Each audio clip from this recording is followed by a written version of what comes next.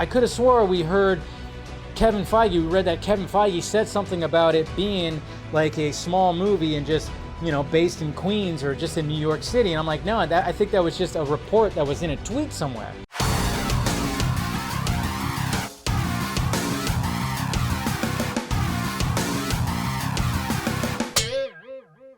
All right, Spider-Man 4. We got some info when it comes to Spider-Man 4. I mean, naturally, this is coming from a scooper, so take it with a grain of salt.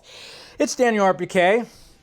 You know, at least when it comes to scoopers, I could trust him a little bit more than some of the other ones. But, like, hey, this information that he put out there created a lot of, you know, people kind of going, what the hell are we doing here? Spider-Man 4 will now begin filming next year and is slated to release in 2026. It's likely, it says likely, but likely the story for Spider-Man 4 will be multiverse based. So it's kind of funny that people are getting their panties in a bunch and it doesn't even say that it's confirmed or anything. It just says likely. So when I saw what was happening, I was like, all right, wait a minute here. Why are we shocked? I mean, yes, there was like information that came out like last year or at the beginning of this year where there was info where, and especially what happens at the end of No Way Home, it was like, oh, maybe this is going to be a city-based, small Spider-Man story.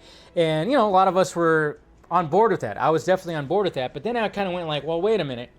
When you hear something like this, I just kind of go like, well, yeah, that makes a lot of sense because, well, Spider-Man No Way Home almost made $2 billion. Multiverse story.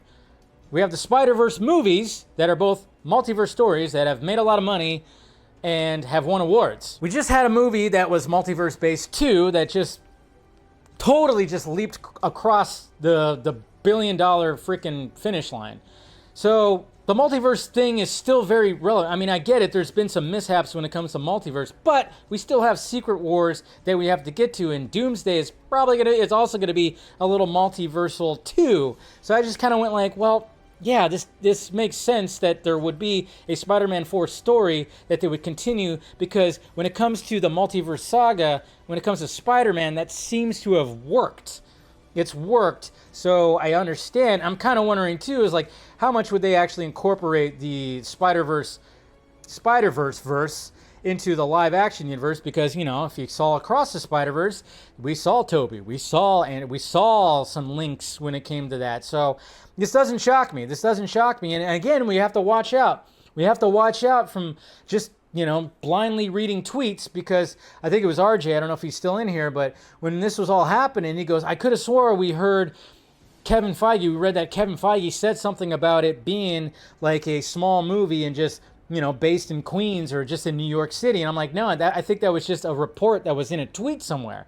Like, we don't know. I'm sure that's been on the table. Like when Marvel Studios and Kevin Feige were trying to figure out how to course correct, I'm sure that was on the table of, yeah, let's just make Spider-Man a small movie that just takes place in the city, and maybe we'll have Daredevil involved, or, you know, Jessica Jones will bring her back, or Luke Cage or something like that. Maybe we'll just have some of the smaller characters that work with Spider-Man. I remember hearing there was even a rumor that Ant-Man was going to be a part of it. I don't even know what the hell that was even about. That's besides the point. But yeah, I was all for that. But I'm just kind of going like, well, if they're already setting the stage big time now, that Comic-Con, and they have Robert Downey Jr. coming back as Dr. Doom, yes, this makes sense that they're going to keep the multiverse stuff going.